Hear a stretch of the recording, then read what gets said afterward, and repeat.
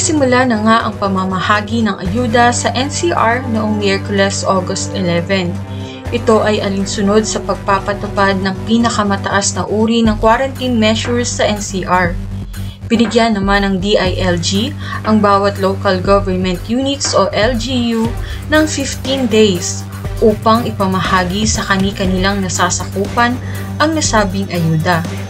At talaga namang nakakalungkot dahil hindi lahat ay kwalipikadong tumanggap ng cash assistance na ito. Ngunit, ito ngang August 12 ay inaprobahan ni Pangulong Duterte ang budget pandagdag sa mga ayuda ng bawat lungsod na sumasailalim sa Enhanced Community Quarantine o ECQ. Ating alamin ang balitang ito. Good news! Inaprobahan nga ni Pangulong Rodrigo Duterte ang pag-release ng budget na nagkakahalaga ng 3.78 billion para sa mga low-income households na nakasailalim sa ECQ. Ito nga ang kinumpirma ng Department of Interior and Local Government o DILG nitong Huwebes. Sinabi ni Undersecretary Jonathan Malaya na kasama sa budget na ito ang 2.72 million cash assistance para sa Laguna at 700 million para sa Bataan na nito lamang August 6 at August 8 ay isinailalim din sa ECQ.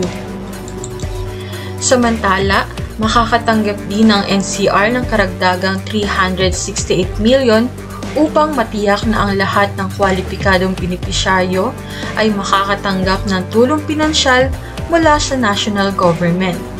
Matatandaang nauna nang humingi si DILG Secretary Eduardo Año ng karagdagang 278 million na budget para dito.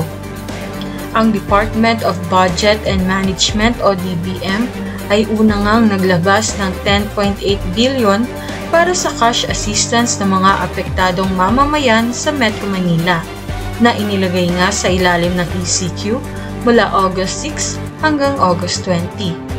Ang lahat ng qualified beneficiaries na nakasailalim sa ECQ ay makakatanggap ng tig-1,000 piso kada individual at maximum na 4,000 pesos kada pamilya. Mag-ingat po tayo. Maghintay na lamang po tayo ng anunsyo galing sa ating mga lokal na pamahalaan kung kailan at saan natin matatanggap ang ating mga ayuda. Ito lamang sa ngayon mga kabalita. Huwag kalilimutang mag-subscribe at i-click ang notification bell para maging updated ka sa mga balitang pambansa. Magandang araw!